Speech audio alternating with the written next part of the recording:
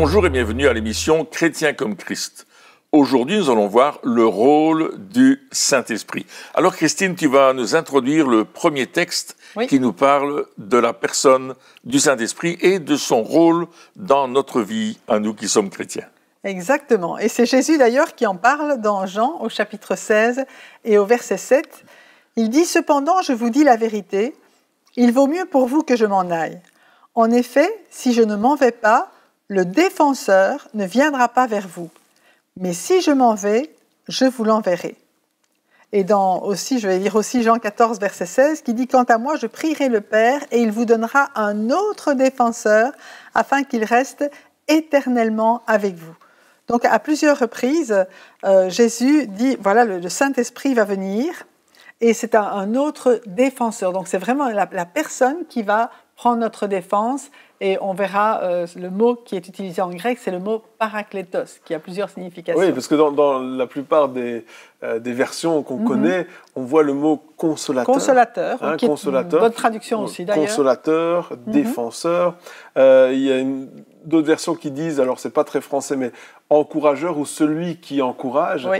Et donc il y a beaucoup de définition, de signification derrière ce mot, parakletos. Exactement. Et je pense même qu'il y a aussi une version qui parle de celui qui nous libère de la malédiction. C'est ça. Donc le Saint-Esprit, c'est pas seulement celui qui nous console, parce que si on dit juste consolateur, on pourrait dire « Oh, j'ai un bobo, je pleure ». Il va venir ce qu'il fait aussi. Si quelqu'un est dans le deuil, c'est clair que le Saint-Esprit va venir là, pour le consoler, c'est ça, pour nous consoler, réconforter. Mais je pense que l'important, c'est de ne pas limiter le Saint-Esprit en disant, lui, finalement, il peut me consoler, et puis c'est tout. Mais il y a d'autres choses. Oui, ça nous démontre que le Saint-Esprit est Dieu, pleinement Dieu, et que puisqu'il nous libère de la malédiction, c'est vraiment le rôle que Dieu a fait. Il est venu sur la terre, il a envoyé son Fils unique, Jésus, pour nous libérer du péché. Et puis Jésus, on sait qu'il va mourir pour nous, qu'il va ressusciter et qu'il va monter au ciel. Et il dit, il est avantageux que je m'en aille pour vous envoyer un autre avocat, on l'appelle aussi l'avocat, un autre défenseur, ou tous les termes que vous avez cités tout à l'heure, parce qu'il va venir avec vous, mais il confirme dans notre cœur que nous sommes libérés de la malédiction qui était sur nous à cause du péché originel que nous vivions dans nos vies. Donc ça fait partie de son rôle quelque part. Oui, tout à fait. Il est là pour nous donner cette bonne nouvelle et nous rappeler cette bonne nouvelle. Parce que, on l'a vu déjà précédemment, mais on a toujours cette tendance à culpabiliser, cette tendance à penser qu'on n'est pas assez ceci, trop cela. Enfin, il y a toujours ça qui est là. Et puis, il y a toujours le diable aussi, l'adversaire, qui vient et qui essaye de nous faire croire certaines choses, qui essaye de nous dire à l'oreille, mais non, finalement, t'es pas capable, tu vaux rien, t'es pas vraiment libéré du péché. Parce que c'est ça. C'est libéré de la malédiction, c'est parce que la malédiction, elle est liée au péché. Et donc, le Saint-Esprit, il vient et il nous rappelle cette bonne nouvelle. Des fois, on sait que le Saint-Esprit est celui qui nous convainc. Il est celui qui vient et qui met les choses. On l'a vu la fois passée. Il met les choses à la lumière. C'est une vérité. Mais en même temps, il est celui qui nous rassure, quelque part, qui nous dit, mais qui est là pour nous encourager en disant, mais tu vas y arriver, tu peux le faire, je suis avec toi, enfin, toutes ces choses-là. Donc, le Saint-Esprit, des fois, alors, si on alors, j'essaie d'exprimer ma pensée, si on voit seulement le Saint-Esprit comme celui qui nous console et celui qui nous convainc, c'est un petit peu... On manque toute une phase, plein de facettes de qui il est, finalement. La facette libératrice. Oui, libératrice. Et on se dit, ça a une connotation négative, comme ça, on se dit, si le Saint-Esprit vient, ça y est, mes péchés vont être exposés, je vais me retrouver dans la tourmente, enfin, c'est un petit peu ça. Non, alors que le Saint-Esprit, il est là pour nous encourager, vraiment. Il est là pour nous guider, etc. Donc, il y a plein de choses qui sont... Il va nous garder sur le bon chemin. Il va nous protéger pour qu'on n'aille pas à gauche ou à droite. D'ailleurs, c'est aussi celui qui nous accompagne en chemin, celui qui est notre compagnon de route. Oui. De la même manière que quand Jésus était avec les compagnons d'Emmaüs, il leur révélait des choses, et puis eux, ils ne voyaient pas que c'était Jésus, jusqu'à ce qu'ils aient une révélation de qui était Jésus, qu'il était là, vraiment le ressuscité. Alors là, leur vie a changé. Le Saint-Esprit va venir nous apporter une révélation du chemin que nous prenons.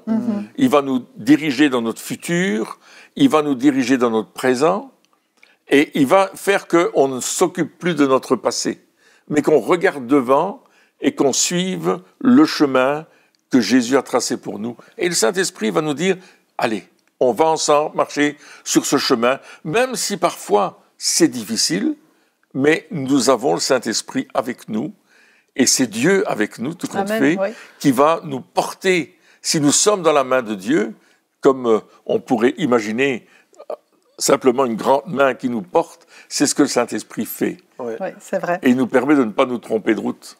Exactement. Et le mot parakléta, paraklétos en grec et même parakléta en araméen, dit que c'est un rédempteur qui met fin à la malédiction.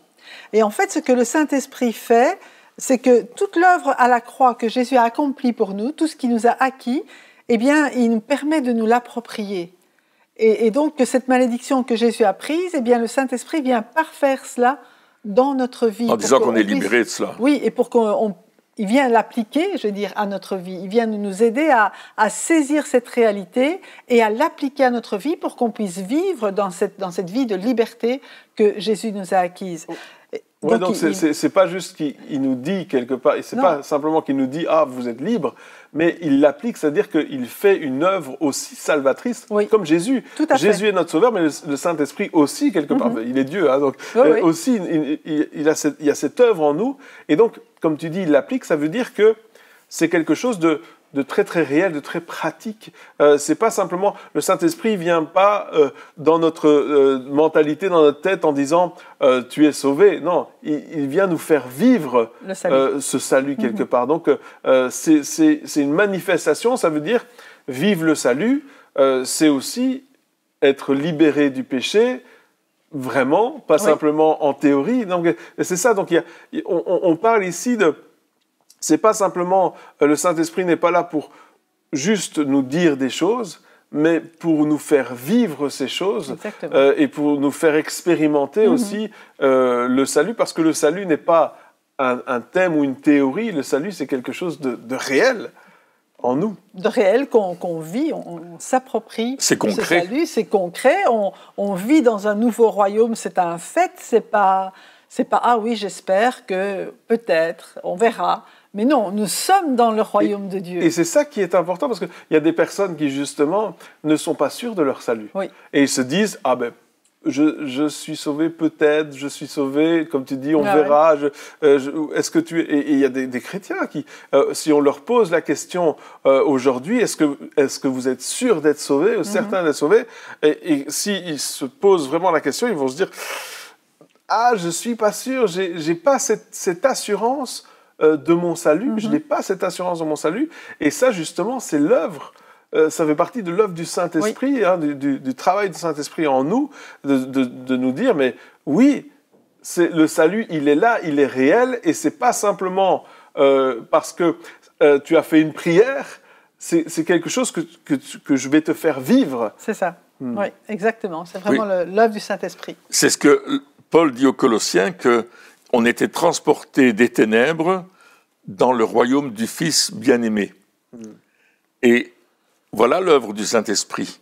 C'est qu'il nous confirme que nous sommes dans un autre royaume. Nous ne sommes plus tributaires du royaume des ténèbres et de la tyrannie du diable. Nous sommes maintenant libres et nous sommes dans le royaume du Fils bien-aimé de Dieu, de Jésus-Christ. Et le Saint-Esprit nous amène dans cet héritage-là, dans cette dimension de réalité, et il nous dit, mais vous avez toutes ces choses à votre disposition, et allez, prenez, servez-vous, et avançons avec. Ce sont sa prérogative à lui, c'est de dire, vous êtes en Jésus-Christ, et de garder notre position en Christ. Et c'est pas simplement une pensée intellectuelle. On ne va pas se convaincre personnellement en disant oui, je suis en Christ, oui, je suis là. Non, non. Il nous convainc, bien sûr. Moi, je dois le connaître à travers la parole de Dieu qui me donne et qui me dit qui je suis maintenant que j'ai reçu Jésus dans ma vie. Mais le Saint-Esprit va le confirmer dans mon cœur et va permettre que je vive cette réalité-là, Amen. au jour le jour. C'est vrai. C'est vrai, c'est vraiment extraordinaire. On en reste sans voix, mais réalisons que c'était ce Saint-Esprit, c'est l'Esprit de Jésus. Amen, oui. C'est vraiment cet Esprit de Jésus qui vit en nous et que Jésus lui-même, il était revêtu de toute la puissance du Saint-Esprit. Donc, s'il disait « vous êtes avantageux que je m'en aille », c'est parce que tout le Saint-Esprit était entièrement en lui. Mais parce qu'il est monté vers le Père, eh bien, il a pu envoyer le même Saint-Esprit qui a agi à travers Jésus, qui lui a permis de faire tout ce qu'il a fait, qu'il a ressuscité d'entre les morts. Eh bien, c'est ce même Esprit, l'Esprit de Dieu, l'Esprit de sainteté, qui aujourd'hui vit en nous et nous anime, je vais dire. C'est vraiment un esprit qui nous anime de l'intérieur pour qu'on soit de plus en plus comme Jésus et qu'on puisse être comme lui et accomplir les mêmes œuvres que lui. Oui, donc c'est ce rôle qui est là. Donc c'est une conviction dans notre intellect, donc il nous parle dans nos pensées aussi. C'est une conviction dans notre être, donc on reçoit ces choses. Et puis, comme tu dis, c'est la puissance, cette puissance qui était sur Jésus, Jésus travaillait avec le Saint-Esprit. Oui. Et c'est ça qui est aussi intéressant, c'est que c'est pas que le Saint-Esprit veut juste faire les choses au travers de nous, mais il veut les faire avec nous. Et des fois, mais bien sûr, une des manifestations du Saint-Esprit, c'est le parler en langue. Et souvent, quand on prie pour des gens pour qu'ils reçoivent ce parler en langue, eh bien, il y a certaines personnes qui s'attendent à ce que tout d'un coup, il y a quelque chose qui leur tombe dessus, on va dire ça comme ça, et puis qu'il n'ait plus le choix. C'est comme si le Saint-Esprit se saisit d'eux et prend le contrôle. Et alors, à ce moment-là, ils vont parler en langue et ils attendent ça pour le faire. Et alors, bien sûr, ça peut arriver. C'est pas le Saint-Esprit fait ce qu'il veut. Mais je crois que la première fois, c'était comme ça. Ça peut arriver, mais la plupart du temps, le Saint-Esprit, ce qu'il veut, c'est une coopération. C'est ça. Parce qu'il ne veut pas juste faire les choses et nous, quelque part, on est spectateurs en se disant je ne fais rien. Je veux dire, j'ai perdu le contrôle de mon corps quelque part, mais il dit, mais je veux faire les choses avec toi. Et il va dire, par exemple, je ne sais pas moi, lève la main, tu vois, et là, c'est nous qui devons décider de lever la main. Et c'est ça la différence entre le Saint-Esprit se saisit de nous et puis finalement, on n'a plus aucun contrôle, et travailler avec le Saint-Esprit, où il y a des directives qui sont là, un ressenti du Saint-Esprit. Des fois, c'est quelque chose de très clair, des fois, c'est un peu plus vague. Et quand on commence à faire les choses avec lui, à ce moment-là, eh bien, ça se débloque. Oui. Et c'est la même chose pour le parler en langue. C'est juste de dire, une fois qu'on ouvre la bouche et qu'on commence, et là, le Saint-Esprit, il vient. Et à ce moment-là, il peut se déverser. Mais il y a un besoin, un réel besoin, ou une intention de sa part de travailler avec nous, et pas juste, finalement, qu'on lui serve de pantin. C'est pas du tout ça le but. On n'est pas... Il demande une collaboration. Oui. Et tu citais, excuse-moi, tu citais le terme, tu citais le texte d'Actes 10-38, où il dit « Dieu a oint du Saint-Esprit de force Jésus de Nazareth, qui est resté dans le village. » Non, qui est allé de lieu en lieu, et qui a fait du bien, qui a guéri les malades, qui a délivré les gens. Donc, quelque part, Jésus était complètement dépendant du Saint-Esprit, il collaborait avec lui, et il savait où il devait aller. Et on a un exemple dans Marc au chapitre 1er, au verset 35, où Jésus est sorti bien avant le lever du jour pour prier. Ouais.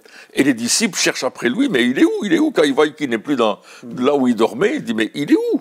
Et puis ils le cherchent, et puis Jésus, en fait, est en prière, parce qu'il est allé chercher les directives auprès de son papa, auprès du Saint-Esprit, en disant, mais qu'est-ce que je fais aujourd'hui ? Où est-ce que je vais ? C'est quoi ton ordre de mission ? Et là, ensemble, il dit, OK, c'est ça, eh bien maintenant je vais le faire.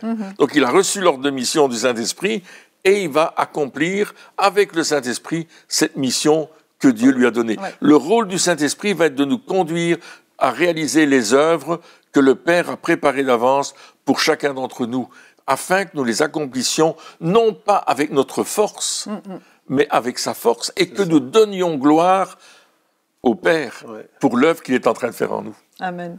Et c'est ça qui est important, c'est non pas de nous appuyer, comme tu disais, sur notre propre force, non pas de calculer est-ce que je suis capable, est-ce que je ne suis pas capable. Mais parce que sinon, ce serait toujours pas Alors c'est capable. toujours non, voilà, exactement.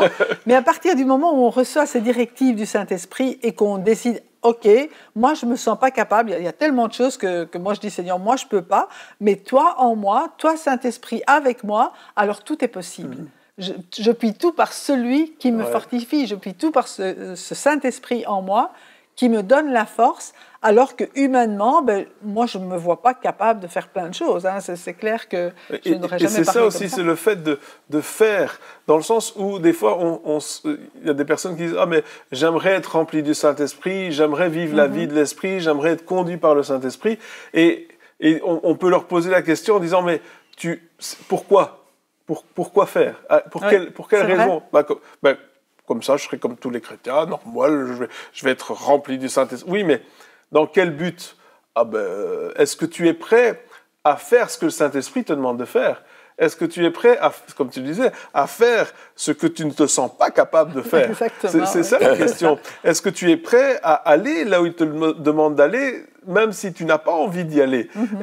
Et la question, elle est là, parce qu'on se dit, on dit, oui, je veux être rempli du Saint-Esprit, mais comme tu l'as dit, il est loin afin d'aller libérer, afin d'aller chasser les démons, afin de faire toutes ces choses-là. Et je suis sûr que ça ne doit pas être toujours très rassurant de faire ce genre de choses. Hein. Je lisais ce texte il y a quelque temps où Jésus est en train de prêcher et puis tout le monde était ébahi parce que justement il parlait avec autorité, etc. Et jusque-là, tout va bien parce que oui, on va voir un grand orateur, quelqu'un qui sait bien parler, et jusque-là, à l'aise, tout va bien. Mais tout d'un coup, alors qu'il est en train de parler, quelqu'un qui est possédé par un démon se manifeste et puis il commence à dire... Et là, alors c'est super. Qu'est-ce qu'on fait dans ce cas-là ? Qu'est-ce qu'on fait ? Je suis rempli du Saint-Esprit, qu'est-ce qui se passe ? Comment est-ce qu'il faut réagir ? Parce que c'est pas le tout d'avoir la puissance lorsqu'on parle. À un certain moment, il va y avoir des oppositions. Il faut l'exercer. Il va y avoir quelque chose. Et là, Jésus, il aurait pu fuir, faire semblant de rien, et tout ce qu'il a fait, c'est il a dit maintenant tu sors au nom de Jésus. Enfin non pas, il a dit. On parle du démon. C'est Jésus, du démon bien sûr. Et le démon il est parti. Et donc là à ce moment-là, il y avait une démonstration de puissance qui était là. Et il faut, avant de dire au Saint-Esprit viens contrôler ma vie s'il te plaît, fais ce que tu veux en moi, on doit peser le pour et le contre. On doit calculer la dépense et se dire, est-ce que je suis prêt à aller en dehors de ma zone de confort ? Parce qu'il n'y a pas d'autre alternative. Le Saint-Esprit va nous sortir de notre zone de confort. Exactement. Et on a l'exemple. Il veut le faire. Il veut. C'est pas que le Saint-Esprit dit, mais je ne sais pas si toi j'ai envie de te remplir. Non, il veut nous remplir chacun d'entre nous. Oui, tout à fait. Mais c'est nous qui devons nous poser des questions. Est-ce que je suis prêt à faire ça ? Parce que la manifestation de la puissance de Dieu, elle va se faire essentiellement dans les temps difficiles. Dans le temps d'opposition. Dans les temps d'opposition. C'est là qu'on va voir la différence entre d'abord ceux qui servent Dieu et ceux qui ne le servent pas, mais qu'on va voir la différence aussi, une différence de puissance dans une confrontation. Si on veut avoir la victoire, on parle souvent d'avoir la victoire, mais il n'y a pas de victoire sans confrontation. Sans combat. Il n'y a pas de victoire sans combat, donc il faut s'attendre aussi à se trouver dans ce genre de situation pour que le Saint-Esprit en nous puisse manifester la victoire de Jésus, et c'est ça aussi qui va convaincre le monde. Oui, alors je voulais dire qu'il y avait des exemples, notamment le voyage de l'apôtre Paul qui va dans certaines directions pour annoncer la bonne nouvelle de Jésus-Christ, l'évangile, et puis là, à un certain moment, il est avec son équipe, il prie chaque jour pour savoir la direction, et puis il voulait rentrer en Achaïe, et puis le Saint-Esprit leur dit « Non, vous ne pouvez pas y aller. » Le Saint-Esprit leur interdit d'y aller. Ils vont dans une autre ville, ils veulent rentrer dans une région, le Saint-Esprit dit « Non, pas encore là. » Ils vont un peu plus loin, ils continuent leur route, au lieu d'aller à gauche ou à droite, ils continuent tout droit, je vais dire. Et puis la nuit, ils ont une révélation, et Paul voit quelqu'un qui lui dit « Viens nous secourir ». Et puis il partage avec ses amis, et Luc, qui est le grec de service avec eux, va dire, mais cet homme que tu as vu, son accoutrement, son manière d'être vêtu, c'est quelqu'un de chez moi, c'est quelqu'un de la Macédoine. Le Macédonien. Ouais. Donc ils l'ont partagé ensemble et ils se sont dit, mais le Saint-Esprit nous appelle à aller en Macédoine. Donc qu'est-ce qu'ils ont fait? Ils ont cherché un moyen de traverser ce bras de mer Méditerranée pour aller en Macédoine, pour annoncer l'Évangile. Et le Saint-Esprit les a guidés de point en point pour que l'Évangile touche le continent européen, quitte l'Afrique du Nord, la région d'Israël, Moyen-Orient, pour venir toucher le continent européen. C'est extraordinaire. Et là, immense succès, tout le monde applaudit, c'est merveilleux, on les porte au nu. Non, confrontation. Ils se retrouvent en prison. Mais non seulement ça, mais à un certain moment, dans un autre récit, il y a une pythonesse qui les suit et qui commence à parler, à dire, ce sont des gens envoyés de Dieu, etc. Mais c'est un démon qui s'exprime parce que leur maître gagnait de l'argent par les révélations qu'elle avait. Et Paul, qu'est-ce qu'il fait? Il se tourne et dit, au nom de Jésus, tais-toi. Sort d'elle. Et sort. Et la femme, pouf, il n'y a plus d'esprit pour lui parler à travers le mauvais esprit. Et évidemment, qu'est-ce qui se passe? Confrontation, les gens ne sont pas contents, on leur a enlevé leur business, ils n'ont plus l'argent qu'ils avaient. Paul n'a pas attaqué le business, il a attaqué le mauvais esprit. Ouais. Et derrière tout ça, il y avait tout un business, toute une situation mauvaise. Et bien sûr, ça leur a valu des difficultés. Ouais. Mais le Saint-Esprit les conduisait. Et c'est ça qui est vraiment important, c'est de se dire, lorsque le Saint-Esprit nous conduit, des fois on peut se dire, si le Saint-Esprit me conduit, ça veut dire que à chaque seconde, j'exagère un peu, mais à chaque seconde, le Saint-Esprit me dit quoi faire. Non, c'est pas ça. Non, c'est pas ça. Le Saint-Esprit nous donne une direction. Une fois qu'on suit la direction, comme tu le disais dans ce récit, à un certain moment, on va dire, ok, la direction était bonne, mais maintenant tu vas tourner à droite, parce que c'est plutôt droit qu'il faut aller. Et hop, le Saint-Esprit va nous diriger et petit à petit, il va préciser les choses. Et donc, être conduit par le Saint-Esprit, ça ne veut pas dire qu'il y a sans arrêt, 24 heures sur 24, ou à chaque seconde plutôt, une voix qui nous dit un pas de plus, un pas de plus, un pas de plus, un pas de plus. Ce serait quand même... Non, il y a des directions qui sont données et après, nous avons quelque chose à faire. Et c'est ça, cette collaboration, c'est de dire, OK, je fais ma part, ensuite il vient faire la sienne, je continue ma part, il vient faire la sienne, etc. Je fais ma part, j'arrive devant un problème, une confrontation, et là, moi, je ne sais plus rien faire. Moi, je sais pas gérer ça. Saint-Esprit, OK, vu que c'est là qu'il nous a amenés, c'est lui qui va nous sortir de là, il va nous guider à ce moment-là. Hop, ça y est, c'est fini, maintenant il dit tourne à droite, et puis on continue. Et c'est ça, c'est comme un petit peu, on dit des fois c'est un peu comme le GPS, sauf que... Guidé par le Saint-Esprit. Mais le GPS, il ne nous dit pas à chaque 100 mètres, continue tout droit, continue tout droit, continue tout droit.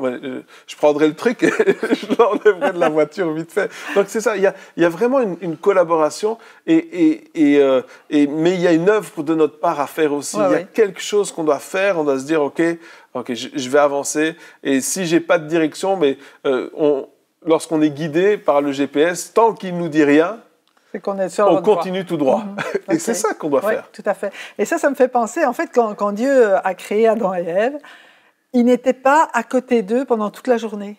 Il venait chaque jour, il avait une rencontre avec eux parce que Dieu nous a dotés de capacités, il nous a dotés d'une intelligence et il ne veut pas qu'on mette notre intelligence au placard parce que le Saint-Esprit est là. Donc c'est vraiment ça, c'est comme tu dis, cette collaboration. Et alors ce qui est merveilleux dans cette histoire aussi, c'est que Dieu sait fermer les portes.